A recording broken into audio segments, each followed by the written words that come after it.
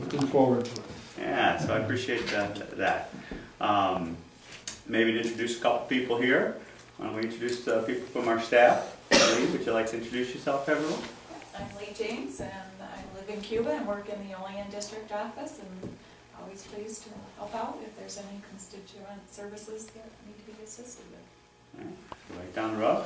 And I'm Joe Simplowski. I run Conservary's staff throughout the district, and thanks again to the councilman for the invitation and come out here and open the door. And again, thanks for coming on a very nice Saturday. I know these are very precious days for folks when we get a little later in the year, so thanks for coming.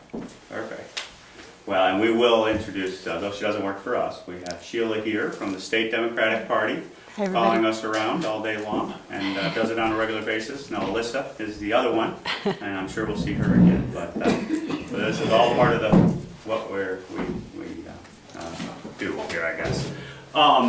So, really, this is about having a conversation. I do these to stay out in front of people, have a conversation as to what's on your mind, what's going on. So that's probably the most important thing that I believe in. If you're going to represent people, you have to listen to people. And so we're going to continue to do this. And I see Bill and I see Dwight. They've been with us at many of these different meetings and town halls that we do. So we appreciate you guys coming out, in particular, to spend some time with us. And kind of give you an update from Washington. I was in Washington until Thursday. Arrived home late Thursday night, and kind of the top issue right now is Syria. You've been reading about it. We got some handouts the here. article on it. Some articles on it, just to give you some more information. Just so we're very clear as to where we stand on it. I do not believe intervention in Syria is in our interest. So we were opposed and will remain opposed to intervention in Syria, given the information we have and what we're seeing out there. Now, obviously, if we have a situation like an attack on Israel, attack on Americans, an attack on American interests, that's a whole different situation. But what I see right now is that I'm not seeing a real plan, a real reason for us to put our men and women and sons and daughters, brothers and sisters at potential risk. So we're going to be opposed to going into Syria. It is a mess, just to be blunt. When you have chemical weapons and you have an individual who's decided to use those chemical weapons on his own people, on women and children, obviously you empathize. When you see those pictures, you emotionally respond to it. Being the father of a 15 and 13-year-old, you feel that. But I had to step back from that emotion and come to an informed decision. And I just think going into Syria is fraught with risk and it's a real problem. So that's taken up a lot of time recently. The other issues that we got to deal with, and I'm interested in your input on, is we have the issue of the continuing resolution. You're going to hear a lot about that. That's the government shutdown debate that is coming upon us at the end of September. So there's a lot of discussion this last 4 or 5 days, and then also when we return next week as to what we're going to do in regards to the government shutdown continuing resolution. I signed on yesterday, working with a member, Tom Graves from Georgia. He has dropped a bill that would fund the government for a year, keep the lights on, but it would delay Obamacare for 1 full year. I think that is, appreciate that. Hallelujah. Amen. Hallelujah. Amen. There we are. But I think that's a reasonable approach. I think that also gives us an opportunity to keep fighting this fight and also do what's necessary in regards to getting us to a potential area to repeal the law and really stop this train wreck from coming to a head, as Max Baucus likes to call it, from the other side of the aisle. So anyway, we'll see how that goes down. So let's continue the talk, and then also right on beyond that, we have a lot of discussion in regards to the debt ceiling, the upcoming debt ceiling, because we're going to hit the debt ceiling probably sometime mid-October into November. That is the resolution, that is the restraint that we're at 17 trillion plus in debt, and it's going to go over that limit that we've authorized to go in debt. And the question then becomes, what do we do? because it's clear that we're going to exceed. It's not as if we're running about $1 trillion short every year. And to deal with that debt, we got to come up with a plan to get us out of this hole. So where I have been and where I will continue to be is if they on that, because we cannot continue the status quo. Amen. Amen. Amen. And we went to Washington to do something, not to just maintain the status quo. And this debt will take us down as a country if we do not get it under control. And so we're going to stand firm and make sure that we get reforms that deal with our spending problem. Also, we got the blossoming entitlement crises that are coming upon us. You know, with Social Security going bankrupt, with Medicare going bankrupt. And really you may have seen some articles here recently, even as of yesterday, even maybe today. There was a report that came out of Social Security disability that showed that there was about $1.6 billion potentially of overpayments out of the Social Security Disability Fund. Why that's important, if you read that report all the way through, what we've been talking about for quite some time now, but people I think are starting to see it into focus. Just take the Social Security Disability Fund. That is bankrupt in 2016. That means in 2016, every person in America who's receiving a disability check under Social Security is going to see about a 20% deduction overnight because of that bankruptcy situation there. So that's kind of, to me, that's a canary in the coal mine. If we don't get these entitlements under control, we're going to have a real problem on our hands. So we got to do some things. We got to get this straightened out, and we'll continue to fight the fight. So with that, I could go on for hours, but I came here to listen to you. So with that, we got a smaller group. We're not going to do the written questions. We'll just do okay. What about the fraud in the disability? There's a lot of people getting it that shouldn't be getting it. Are they doing anything to check that out? Amen. There's a lot of waste, fraud, and abuse. Disability program itself has some issues. That's the $1.6 billion of overpayments that potentially went out the door that the Government Accountability Office is touching upon in those reports. And that needs to be cleaned up. There's no doubt about it. And I think we just went over $18 billion worth of waste, fraud, and abuse that we've identified on various occasions. We have an effort in the office, our office does, where we read the reports, read the budgets, read the data, read the studies that are out there, and we've been able to spotlight about $18 billion worth of waste, fraud, and abuse that we spent in the federal government. And we need to continue to do that. I mean, you got crazy things. You got things like studying the cocaine addiction patterns of quails, birds. Things that just don't make sense. Mango farmers in Pakistan. We're studying the mango farmers in Pakistan. This has been identified. I hear this every year. Your same story, sir. Yeah. But nothing gets done. Well, we're making some All you do is headway. identify them. We hear it every year. I think all the people here would agree with this. Yeah. We hear it every year. All this waste. Well, and I appreciate Nothing that. gets done. Yeah, well, we're making some headway because we have downsized, especially a lot of that waste, fraud, and abuse that gets reported is up in this piece of the $3.6 trillion that we spent, and we are decreasing discretionary spending. That is something we've been doing. So and one of the areas that it's happening in is waste, fraud, and abuse.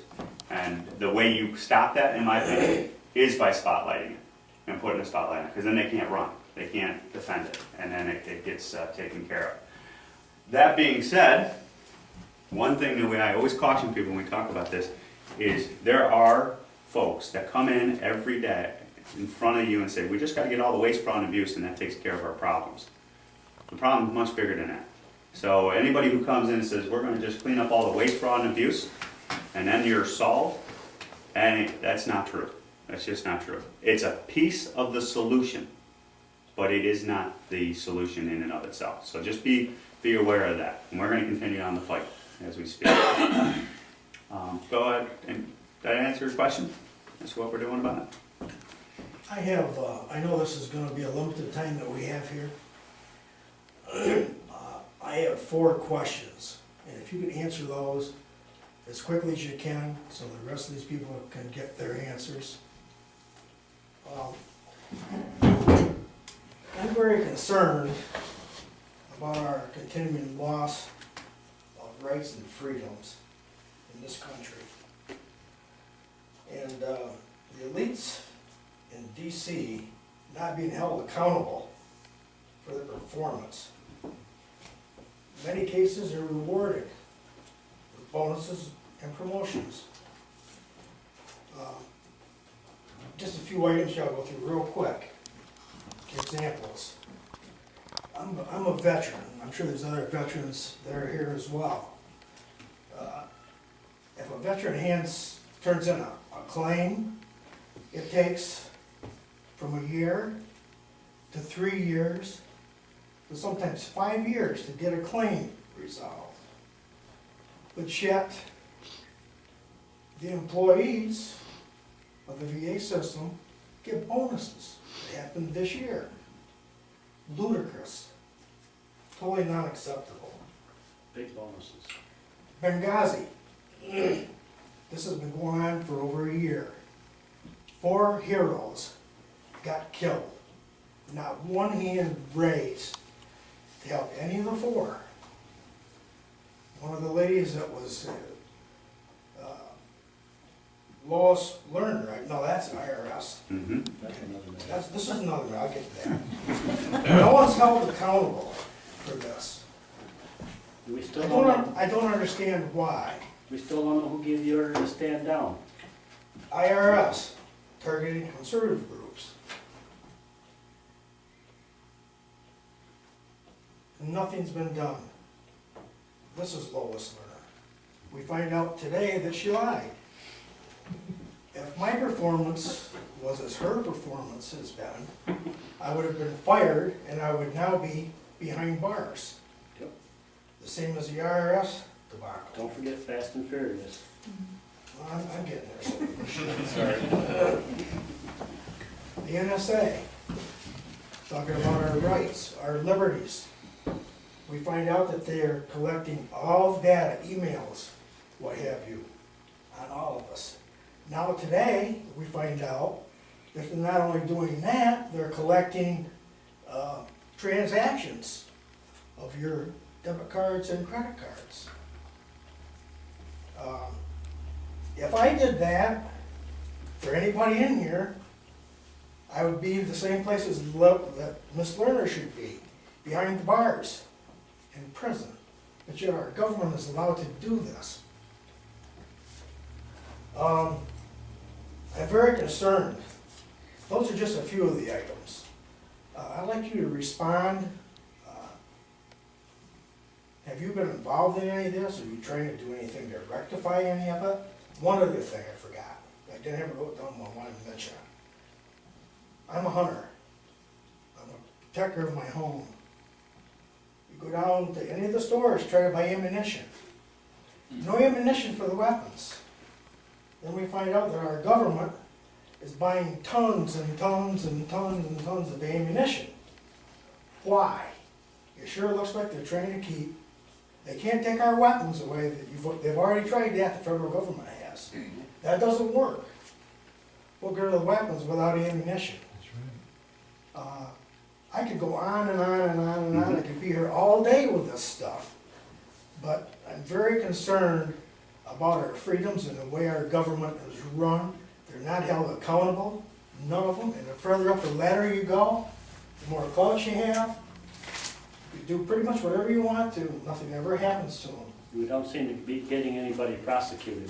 And then we get crap like this in the mail. If you could, Which one is that? That's the census. if, Oh, yeah. Oh, so you If you could just- community system? Yep, let's take them one by one. I would like to say, sir, that I voted for you. I agree with everything that you said previously. I think that you're on the same mindset. I don't know about the rest of the folks here, I can't speak for them.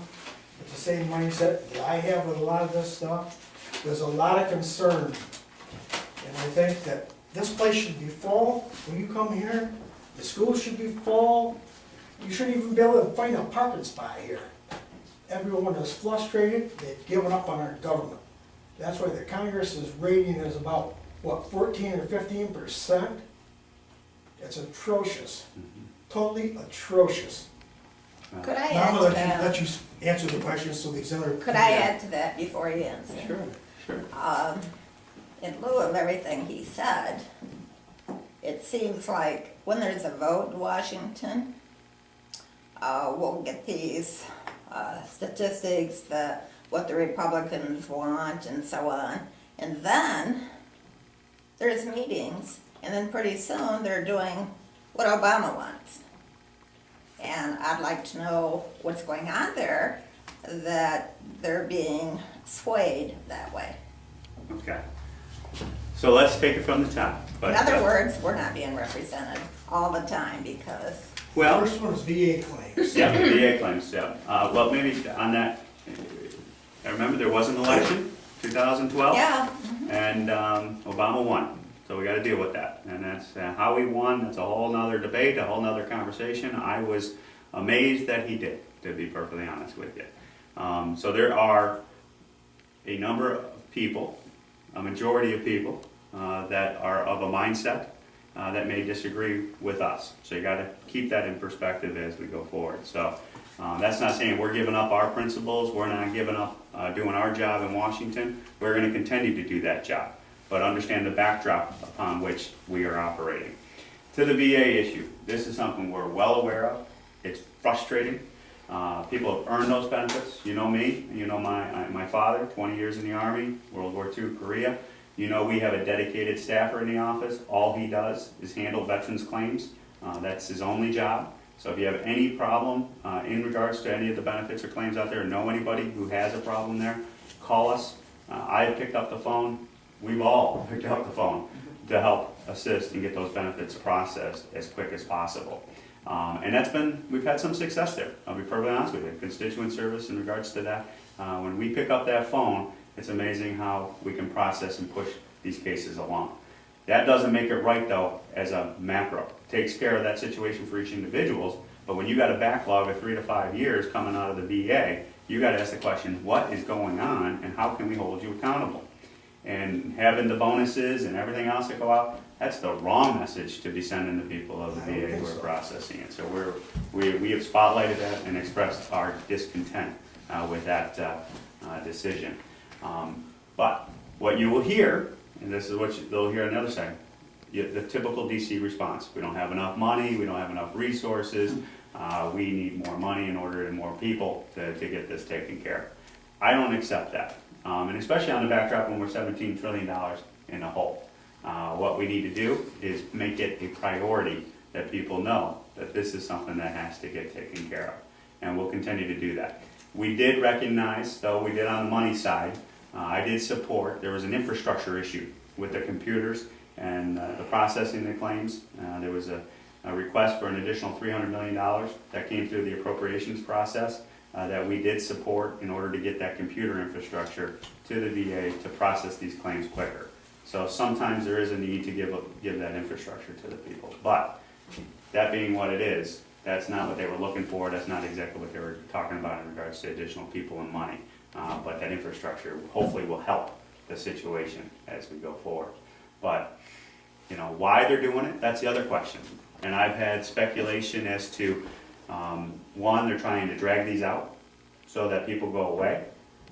They die before they get them. I had a friend of mine that died before he ever got And you know it. what would be helpful?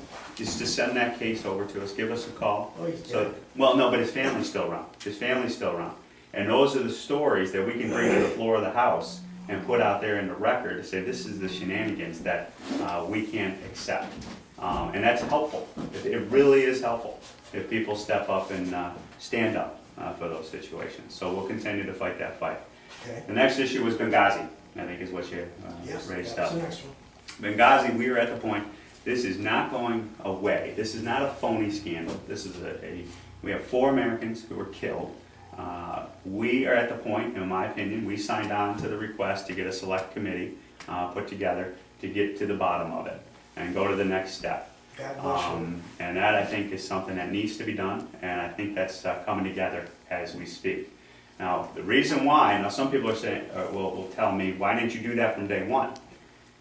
There's a reason why. One, whenever you talk about a select committee, just so I'm learning DC, as long as you guys are learning DC also, select committees take time. They also take a lot of money because they have to get funded. And they also get populated by members who are appointed also by the minority. who can put their people in there. So what you want to make sure you don't do is rush to a select committee at day one, because then the investigation may get off onto sidetracks, may get off onto political agendas, and and with the standing committees, you have more of an ability, because you know who's already on the committee, and the majority controls the committee in the House. You can direct where that committee is going to go and get at least the fruits, the initial evidence, in black and white, so you can control where the select committee goes in regards to not getting off from getting to the bottom of it. So hopeful that that's going to be taken care of. The next question, IRS. I know it seems, and I've heard this numerous times, nothing's happening. Well, things are happening. We just received about 500,000 emails, because I sit on the Ways and Means Committee, on the Oversight Committee. And in those emails, you're starting to see them come out, and I think it was Tuesday when they were released to the public about Lois Lerner, and clearly this is not a rogue agency in Cincinnati that was acting unilaterally. There was direction from Lois Lerner, in my opinion, and high levels in Washington to target Tea Party groups, conservative groups in particular, and they were quote-unquote in the emails dangerous, is what I believe her email states. We are going through that process and getting that evidence, because what you don't want to do is do what these guys want to do, and that's to get it into a political fight without having the evidence. And when you can imagine you're going through 500,000 emails, that is a tedious, time-consuming effort. And then what we got to do is keep building the case. The other thing that's going on in the IRS investigation as we speak, we have gone out and done the investigations and interviews of the employees that have been involved. And it is amazing, if you do it right, what happens.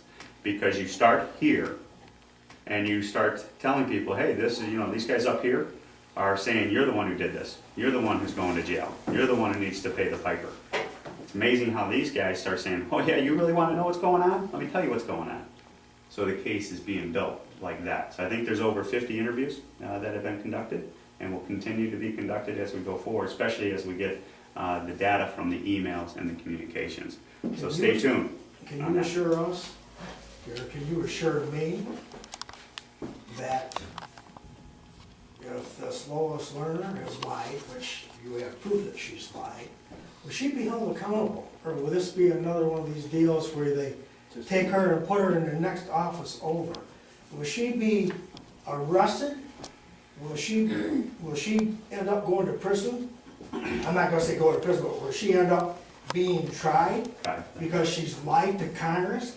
I know if I did, I know what would happen. They'd be feeding me peanuts through the bars. I can't guarantee you the future, but I can guarantee you that we're going to get to the bottom of it and hold her accountable to the extent that we can hold her accountable. She took the fifth, as you know. She tried to take the fifth, and she took the fifth. That was an opportunity. If she had testified, I think we could have, because we were building the case, we kind of knew what she was going to say. And if she had lied, that's a much easier case. Well, sure. Now it's a little different. From where she was before and where she is now. Okay. Absolutely, there's some meat on that bone. So we got to get to the bottom of it and keep working on it. You still got the situation where Charlie Rangel should have been in jail, and he's not. Yeah, Charlie Rangel is an interesting character. Oh boy, isn't he? Evidently. The fourth point was on the ammunition and trying to take our guns away from us. They've already taken our Bibles, so now they're after the guns. And just so everyone knows my position, I believe in the Second Amendment, and we're going to continue to fight for that as we go into Washington. And we have a despicable law here in New York with the SAFE Act. We stand for repeal of that. We've expressed our discontent and objection to the SAFE Act, and we'll continue to do that. Did you see what happened in Colorado?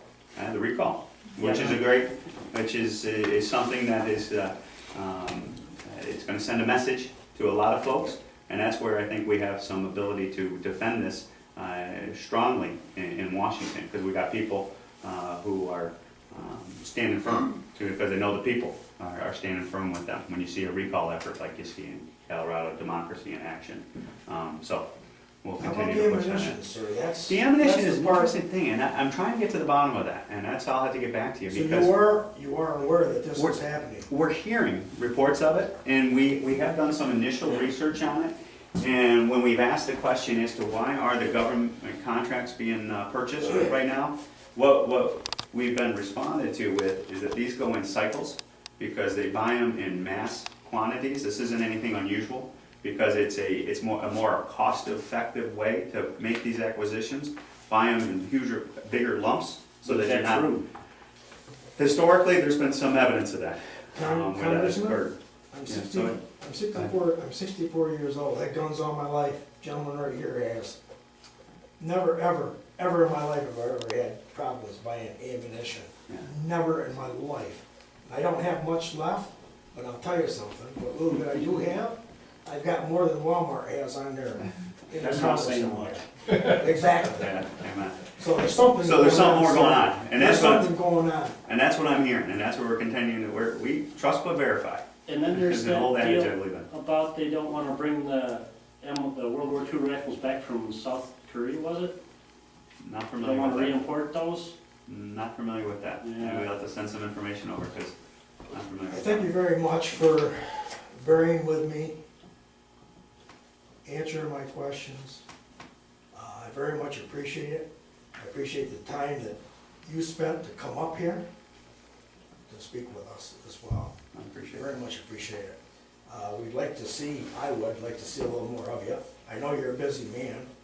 I've tried to call you quite a few different times and haven't been able to touch base. So this is, I really appreciate this. Well, and I appreciate that, and obviously, with 11 counties, and being in DC, back and forth, we try to get out as much as we can, but with 700,000 people that we represent, it is a logistical problem. But I will tell you, when you talk to Joe, when you talk to Lee, we have a team approach in our office. And there's so many members that don't do that, because they're, as they say, oh, you're letting your staffers get all the limelight, you need to be the guy, I'm like, that's not what this is about. It's about representing people and getting their concerns addressed and hearing from the people. So when you talk to these guys, you're talking directly. Well, I kind of want to talk to you. I thought maybe I'd get invited for lunch. To go along with what he was You're more talking welcome. about the ammunition and Yeah. the government buying the way they are.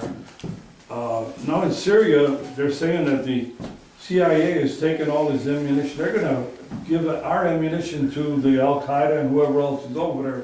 And the president's made a decision. That's one of the reasons why we're having a shortage on. They're doing this worldwide. Now, you know how the military operates, you were around it. And they're taking, now just as far as the ammunition for some of our hunting rifles, they're telling us, like when I go to try to buy it, they say it's too close to the size of the military cartridges. So they're not producing them. They have to make for the military, so they're not making our size. And that's one of the reasons they're giving me for an excuse. That's the first And time I've that's- heard that. They don't know, they don't know themselves, Dick, why that's why they're telling you that. You know, that's my thoughts. So we're having, The military- we should be supplied with the ammunition, not our enemies that are, they're the terrorists around. Well, that's going back to Syria. I mean, when you're arming, as the president's decided to arm the rebels, you know, it's clear, the rebels are no friends of ours, as well as Assad is no friend of ours. So these are the dangerous decisions that are being made by this administration that cause me a lot of concern. Because you're putting arms in the hands of folks that are potentially going to use them against us, our interests, and those that are our friends and allies. So I hear you. But that's the first time I've heard that, Yep. that someone It's called expressly me. stated that Yep. when you were on the ammunition issue. Right. Was that a national chain or is that a local chain where you're buying the ammunition? Or?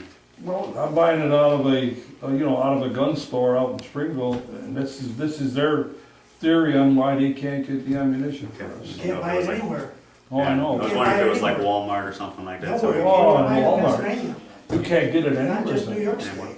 No. Even 22 shells. Oh, Yeah, forget 22 shells, and they're just 22s are nothing. So you Still will, be able to give that. Yeah, we're check in gonna on this? check into that further. I mean, the explanation I was given by the government, for the government acquisition is that we buy these in cycles and this is where you're seeing a cycle of ammunition acquisition that is just typical purchasing. sir, Right. you speak with forked tongues. Amen. Let's do this, Joe. Help me remember. Let us reach out to the munitions companies themselves and Yeah, see see how many how ships they are work and see exactly what's going on. A Yeah. few months ago, I went online to ammunition companies. And some of them, you could put they were out. And you could put your email in there, and then when they got it, they would notify you. I have never had a notification. Never came back. Not just ammunition, That but was powder. probably You can't buy reloading stuff 5 either. months ago. That's true. No reloading powder? You can't buy even Chinese-made reloading equipment because they won't allow it to be shipped into the country.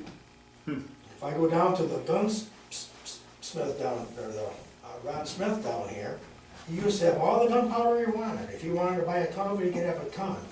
Now he's only allowed to have X amount, and that is it, by law. So there's a lot going on here, sir. I appreciate that. That's why we do these, to take this in. While you're doing that, would you check and see what the disposition is of the spent military brass too? Right. Because they had been now allowing Americans to buy that. Oh, that one I did look into. Apparently, that has come up. There was a decision that was made some time ago to not allow that, and then that decision was revoked. Okay, now So- what's happened to it now? No, it was a temporary decision that was made 10 years ago. That They was tried to the sneak decision. that one through, and I thought nobody noticed it. It was something that had happened quite a while ago, and then it sort of got But out. then they were gonna try to demill it and sell it just as scrap instead of Cartridges, reloadable existing cartridges. ammunition. Well, I know black powder season's coming up. I'm gonna be a little upset if I can't, Come over to my house, I can supply you. Not only that, For you. good idea. you can't even make bullets for your muzzle loader because wheel weights aren't made out of lead anymore. And I know when I go buy my sinkers, when I go fishing, they get a little steel You know shot, those not the lead. shiny things? Yeah. Gotta put like 30 of them on there, and then they slide up and down on line. I'm frustrated. Now, the Cabela's receipts, they put on there that the tax, there's a 2.5% tax on all fishing equipment that goes to pay for Obamacare. Oh, yeah. At Cabela's, they're the only company that's honest enough to put it on there. 2.5% on all the fishing equipment goes towards Obamacare to cover that. Somebody else was gonna do that on something Yeah, take a else look. too. I can't remember what it was. One of my favorite stores. I'll definitely look at that next time. They also, maybe you could give us a little bit of an update, as long as we're talking about ammo and everyone seems to be okay with it. There was a bill that was introduced, or it's gonna be introduced by two Democrats, one was in New York, and I'm not sure where the other one was, where they wanted to put a 50% tax on all ammunition. What is the status of that? I don't know, I haven't heard that. I You haven't heard seen that that bill, no one's reached out. Well, obviously, I don't think people are gonna reach out for us to join in on that because of our position. But that's floating out there too. That's been on television a couple different I times. wouldn't be surprised if that's somebody's pet bill or something. Yeah. They're- There are pet bills, as Joe points out, there are bills that, One you know, was New chocolate- Jersey. I New think Jersey. the one guy was from New Jersey, I'm not sure what the other gentleman was. they drop these bills. One that the financial transaction tax is another one, Shaka Fatah. Yeah. I always remember his name, Shaka Fatah. He has a financial transaction bill. He wants to charge a tax on every single transaction that occurs in America, and generate the cash from that transaction to, for a tax increase. Could you imagine? I mean, that's Well, a lot. he probably already knows how much money it's gonna draw, because the IRS is now keeping track of all our transactions. Well, that's So what they this have a is. pretty good This is idea IRS. of how many Yeah. transactions are being made. Yeah. I'm not being nice, I'm not sure. No, but the point being that any member of Congress at any time can introduce any bill they want. So the question is it just one or two members of Congress that are trying to make a point on gun issues, or is it something that's going to get? They're just trying something to test the water. Are they getting other co-sponsors and that sort of thing? And I would. Yeah, or is it, they're just dropping a bill and it's not gonna go anywhere, and a lot of these bills are that nature. Okay. That's just that person's pet project. Yeah. You weren't at the meeting you had in Belmont. No. That was a good one. Another good one.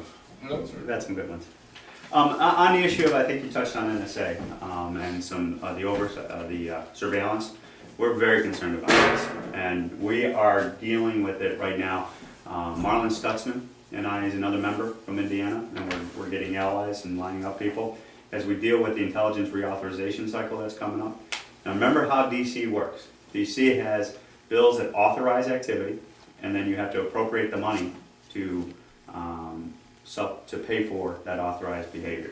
Now, in a traditional type way, that's supposed to be a discretionary type of matchup, authorization and then discretionary, and that's kind of where the continuing resolution and things like that go, and a lot of the intelligence stuff is in that type of arena. That's why you may have heard of the Justin Amash amendment that came down during the appropriations process. Because it got a lot of people's attention. And the concern, I voted against that, just so we're clear. And the concern I had is you were using the appropriations process when you really should be using the process to get to the actual legislation itself and amend the legislation. So now we're coming up in the cycle when that legislation has to be renewed. So that gives us an opportunity to get to the actual legislation. And I'm really concerned as to what's going on here, the size and scope of the surveillance in America. And we need to narrow that. We need to make it much more transparent. We need to make sure that this is an independent process, not a rubber stamp type process. So we've been very supportive of opening up the NSA courts and those types of things to much more public scrutiny. You've said a mouthful. Yeah. When I was much younger than I am now, I had 100% faith in my country and my government. What they said, I believe 100%. Okay? If I wouldn't have, I went to Canada. But when you find out that with this NSA deal and with our credit cards, checking those, this has been going on since 2001. Mm-hmm. See, 10 We've years heard ago, most people nothing didn't know what that was. From no one about that in our government, including you, sir. Mm-hmm. Not one word being said, not one. And anytime somebody speaks up for this country that's a whistleblower, our government wants to dig a hole and bury them to shut them up. And as a result of everything that's went on, sir, I have, it's awful thing for me to say, but I don't have quite as much confidence in our government, and in Washington, and in our politicians as what I once had. I'm very skeptical with everything that they say, even if it's the truth, because they try to pull the wool over our eyes so much. There comes a point in which you can't trust anymore. You're This is not, where we're at. yeah, you're not alone in that sentiment. I hear that quite a bit as I travel around and listen and talk to people. And I can offer you some positive news. Since we got there in 2010, we, as a new group of members coming in, have really started to ask the hard questions. What are we doing? Why are we doing it? How are we doing it? That type of thing. Obviously, we want it to happen much faster, but this is a government that is huge, and it's way too big. And we're mining through it, we're trying to find this area. And so when this stuff comes up, and you're absolutely right, a lot of this traces itself to 2001, 9/11. And there was a reaction to go this way, to respond, to make sure that a 9/11 never happens again. And so when you talk to people that are in this arena, in the intelligence community, and are doing this in good faith, their motives are not malicious. Their motives are, we want to have whatever ability we have to prevent another 9/11 from happening. I can't tell you how many generals, I can't tell you how many colonels I have talked to, and that's where they start the conversation with.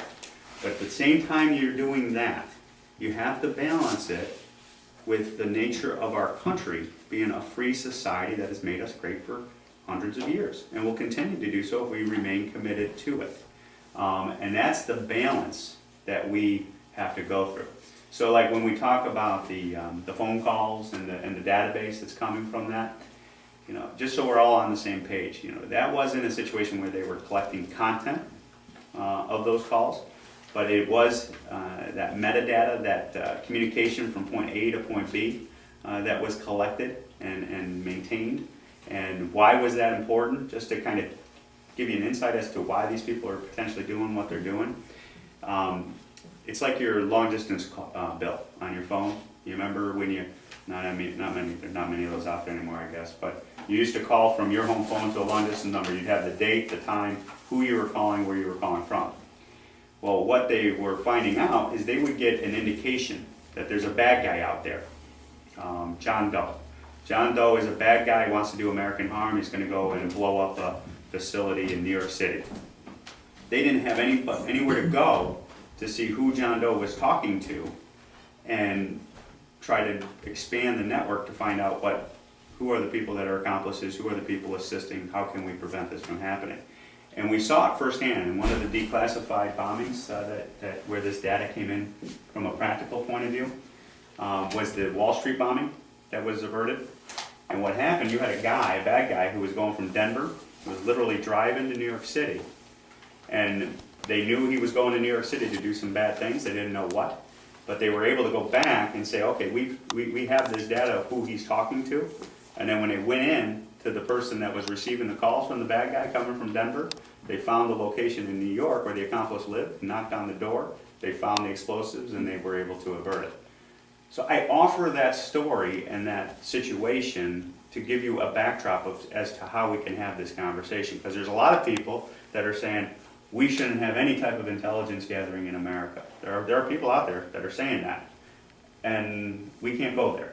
I mean, we need to recognize that there are bad guys out there, and we need to understand that these guys need to have tools in order to find the bad guys. But, again, I go back to my original position, we still have to respect our freedoms, and we have to make this a much more transparent, much more narrow, and a much more independent process. And that's what Marlon and I are working on as we speak. And we'll continue to work on that. These aren't easy issues. Yeah, about that big complex that they built to store all this data.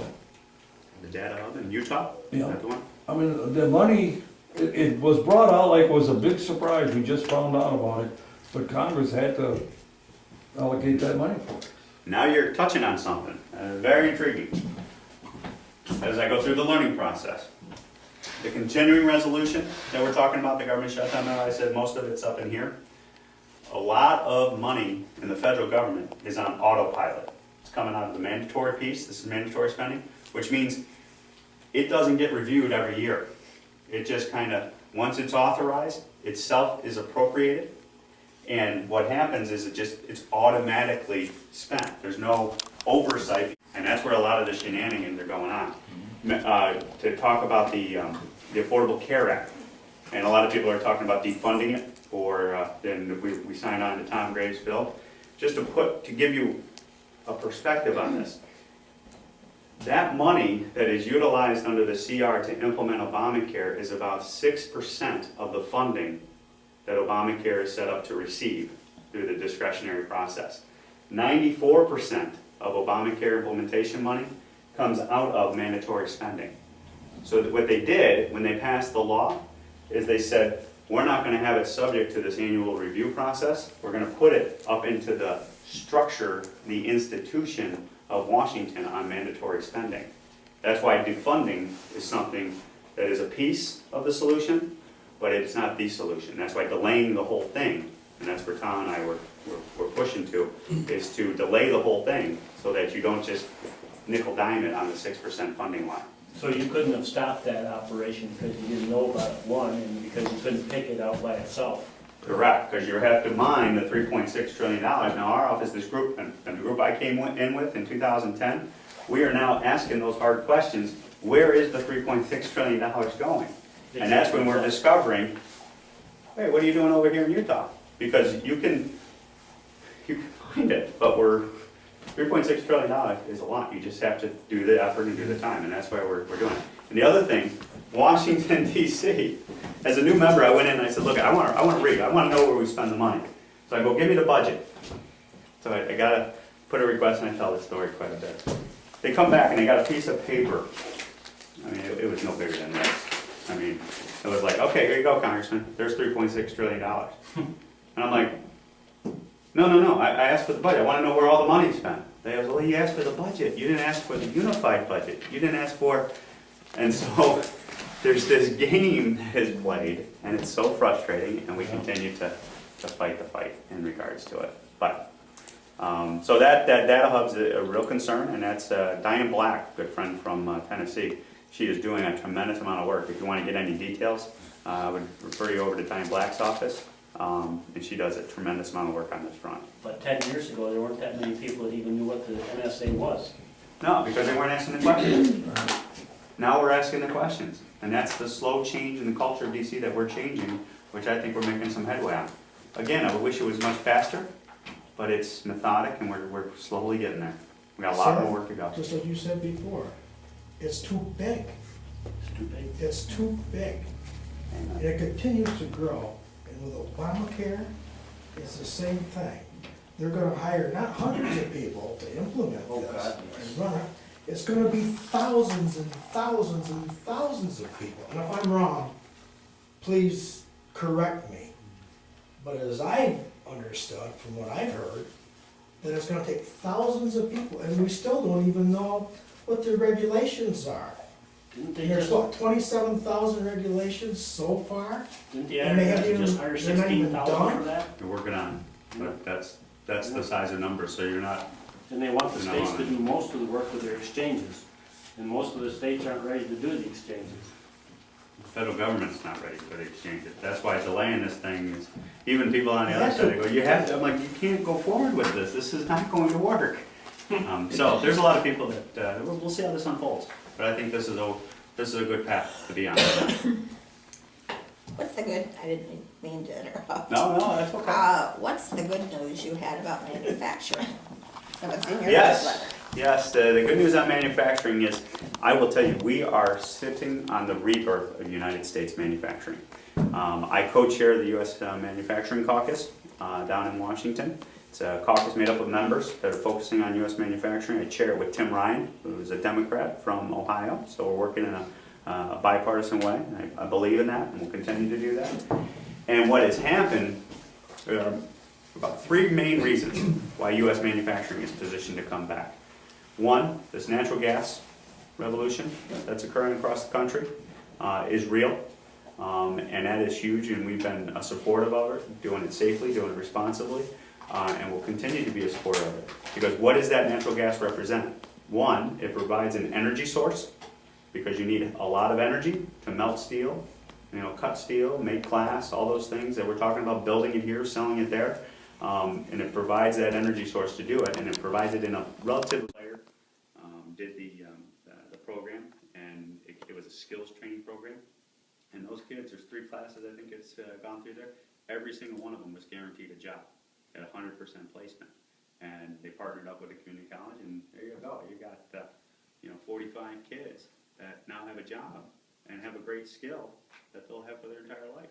Didn't Jamestown Community College just get a big grant for They did. $400 or $500 million? Yep, they're over at JCC, and that's exactly working with them. They have a vocational training program. great. That stuff is huge. All right. I might be going to go to school myself, I get some new glasses so I can see.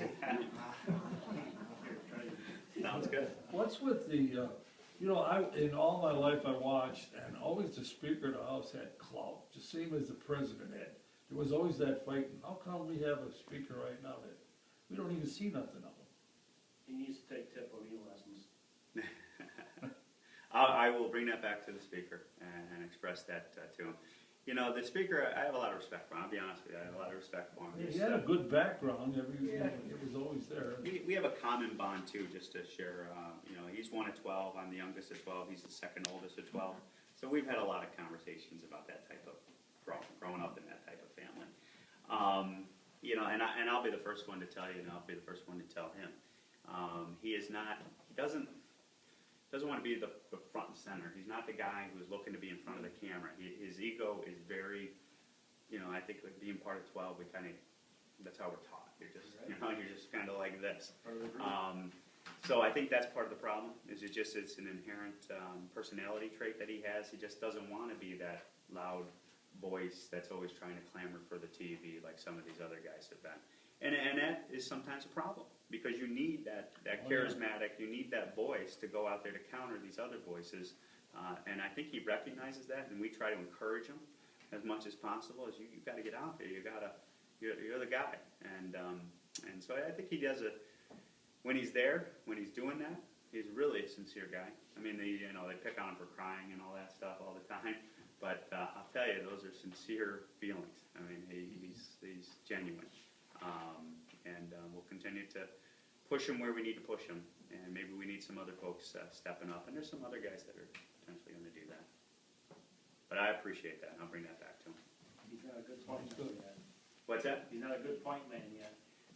Fair point. Fair point. Fair point. But he does see, one of the things I do also appreciate about him is he's even keeled. There's so many guys in DC that are, yeah, oof. I mean, you see they're running more from emotion rather than strategic type of thought process, more like that. But I appreciate that. Well, we need you to get on top of the pile once in a while, too. Well, I'll tell you, I mean, if you watched us at the IRS hearing, I was skeptical. I was skeptical. Good. When I talk about your comment about not holding them accountable, Good YouTube clip of him talking to them. like Steve Miller got up there, and I listened for 2.5 hours before it was my turn to ask him questions, and I came right out, I said, nothing bad is going to happen to you. And he's like, well, nothing bad's going to happen to me, Congressman. I go, really? I go, you're getting paid here today, aren't you? You're getting paid. Yeah, I'm getting paid. You get your full retirement, right? Now that you're allowed to retire. Yeah. That's the level of accountability in Washington for all the shenanigans that he was responsible for, and he himself said, I'm falling on my sword and taking responsibility for it. All right, well then, let's have you forego your retirement, let's have you forego your salary. Don't come here and testify on the taxpayer dollar. Let's hold you accountable. But that's the level of accountability. You're allowed to retire, is I think what I said. And that just got under my claw. But again, I know I appreciate that, but again, I think it's who my mindset and my personality is. I kind of try to treat people with respect, do it with a smile, try to look at the positive of things, but don't take that for not fighting. That's We're right, fighting every day. politician. Fighting every day. You have to stay sort of calm. So sometimes it is tough. Well, it depends. If I take one pill or 2 pills, if I take one pill, it's not very good. If I take 2 pills, I'm all right. Well, and what we do need, your point about, we need everybody to get engaged. Yeah. We need people, I mean, we are fighting for the future of America right now. We're literally fighting for I it. agree. And we need people to get engaged, to get organized, to get together, and let's come together. Get this It's solved. very difficult to find people that will listen, they're not interested. I don't know if they're scared. It's they're tough to get them stupid, started. Or what it is. Well, we were just talking to Councilman, and I were just talking to get people to step up to run for town board. Yeah. To get engaged on local politics. I mean, we need that. It's all levels. It's not just Washington, it's all levels. The Republican caucus in Belfast, usually they have a tough time getting the 7 people they need to even have a caucus. You know how many they had this time? Over 120. Good sign. Yes. Good What's sign. going on there? Yep.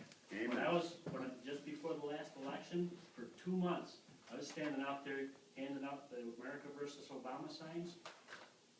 80–90% of the people drive right on by with no reaction at all. Did anybody spit on you? No, I only had less than a handful to come over and shoot me out. But getting engaged is critical. But when the one guy decided he was gonna have to go like this to chew me out, he decided he's gonna back down a Well, we'll never advocate violence, and we'll never, we can get this done. Didn't have to. That way. Yeah, I got you. bit. Well, All right. thank you for Councilman, thank this you. time around I got a again. question. Hope we can get you Oh, in. yeah, sure. New voice, yeah. New voice. What's your view on term limits? Supportive. We've been supportive of them from day one. I think it's good for the institution to have the change like we saw in 2010. It was 12 years is what we have said publicly many a times. I mean, I figure that's 2 Senate terms, so 8 years for the president.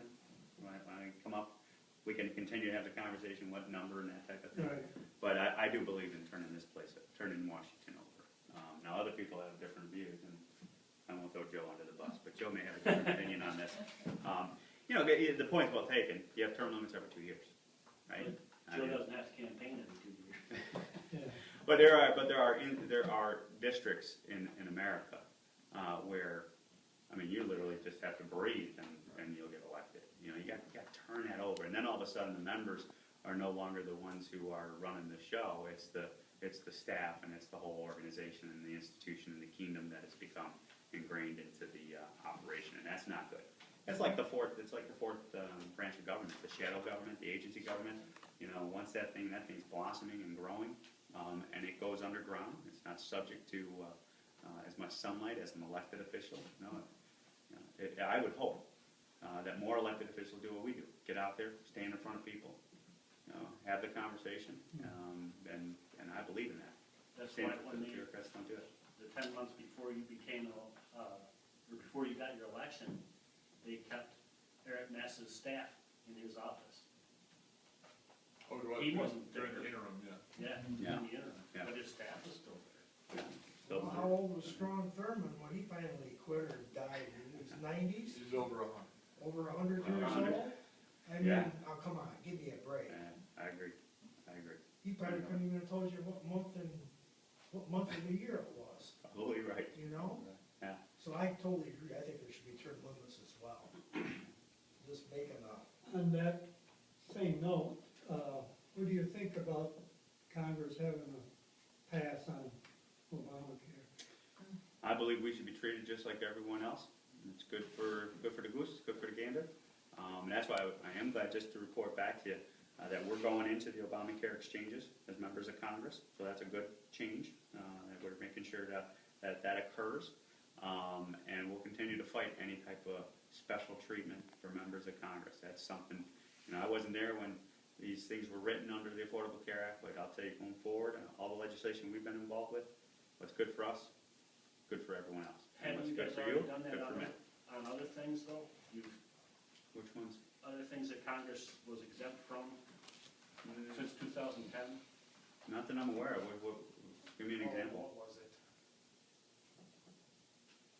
Lifetime medical insurance or something like that. Oh, we don't get that. I mean, no. This- So I'd be interested if you get back and find anything, because we're very sensitive to that issue. I mean, that's something, that's part of the cultural shift. Well, since 2010, you've done away with certain things like that. Yeah, we've definitely tried to clean things up and treat ourselves equally. I think that was done before Yeah, 2010. There was a lot of these sort of changes happened in the 80s and 90s. There was some major reforms regarding, in the 80s, congressional retirement, in the 90s regarding personal use of campaign funds. These sort of changes have happened over time, and so a lot of times people have sort of either a cultural or some old information that such and such is a perk that members of Congress have, and it comes up quite frequently. So we try and get out people the exact information, and what benefits members of Congress and the staff have is available publicly, and you can look and see what sort of health care we get, what sort of retirement we get, which is the same as all other. But on the Obama, I do want to clarify one thing too, because there was an opinion that came down from OPM, Office of Personnel Management, I believe it is what the acronym stands for, that deals with the contribution towards our health insurance, whether or not members of Congress can continue to get a contribution from the federal government as their employer. So right now, I'm a non-union postal worker for purposes of my health care. That's the plan that we participate in. How it works is they give you a slate of plans, and you choose which ones work for you that you can qualify for. So all the non-union plans are the ones we are available to us. We contribute 30%, about 30% of the premium. Federal government contributes as our employers 70%, and that's what the interpretation that came down that some people are concerned about. They're saying, why is that something that members are being treated separately or are getting some type of benefit? But that's where that may be coming from. no wonder you're trying to be funded. We share the pain with you, and we're going to keep on fighting that fight. All right, anything else? Anyone? All right, well, Thanks to the town of Appreciate it. Wirt. Appreciate it very much, the invitation to have us. Thanks to the county legislator Fanton for coming along. anything from the county you want to share with anyone? Well, I would just tell you that we're in pretty good shape. Financially, we haven't raised the rate per thousand in 3 years, so we've held the line on that. You probably don't know, but the 2% affects us in one way. Last year, we could actually officially raise it $650,000 and stay under the 2%, but the mandates from New York State amounted to $1.3 million. So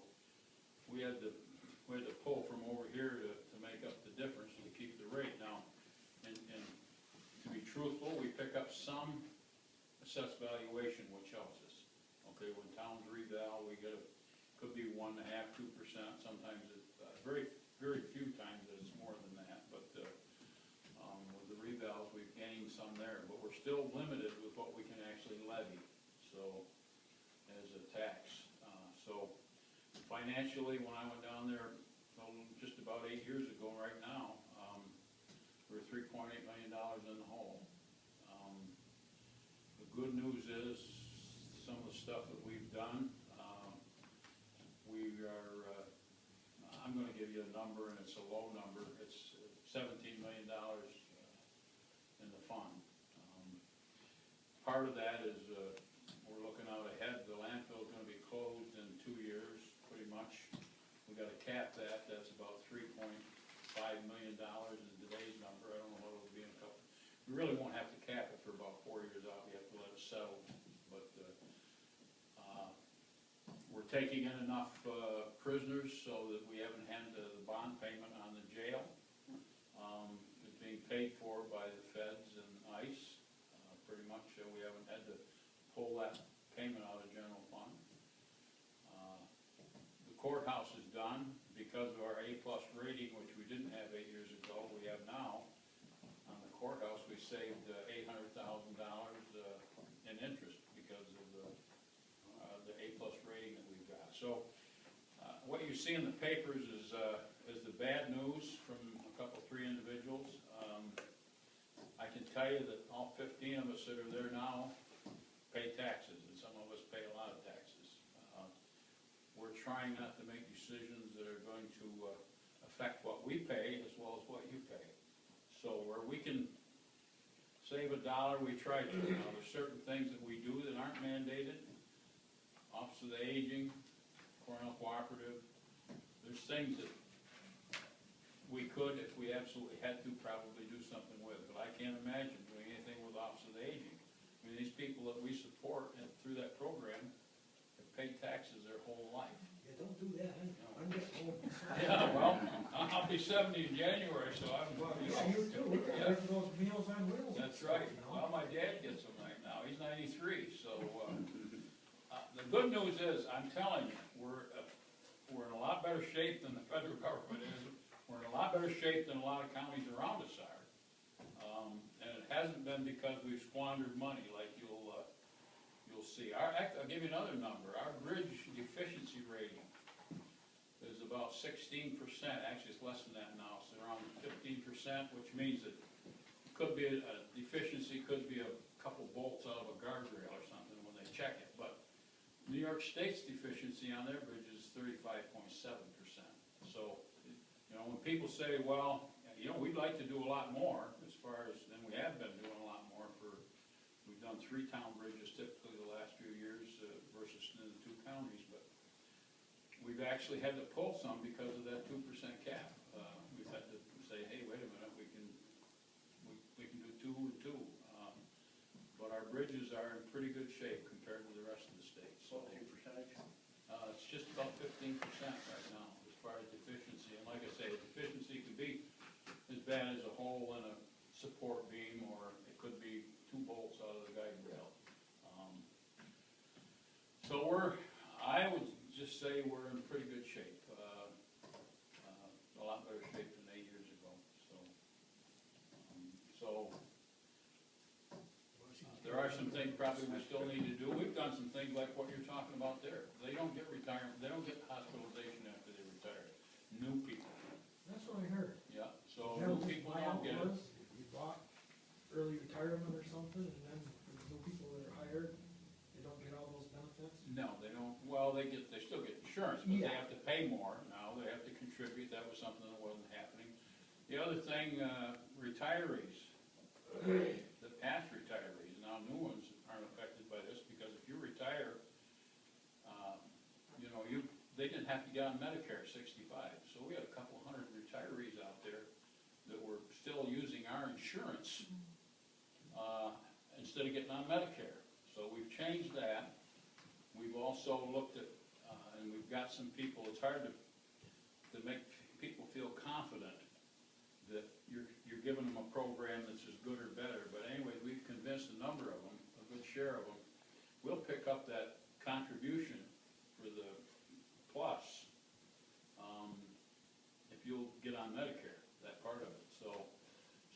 that's a lot cheaper than How's being this, on our insurance. how's this new affordable healthcare? It's gonna kill New York State, I will tell you that. It's What's it gonna do for, You're gonna have a lot more people on that Medicaid system that are getting the benefits because of the level of, that they're letting them get on it, for one thing. We haven't looked at every detail of it because we really don't know what they are. But we know, because we have to pay 25% of whatever that number is, which we're the only state in the country that I know of that has to do that, there's a county level. So we're looking at it as it's gonna cost us more because we're affected by whatever happens by 25%, so. keep building that money, because it sounds like we're gonna need it. Well, you know, we got a line, we gotta put a line in from the jail to the new facility in Belmont, because that leach field that's out there is set up for 10 years, and,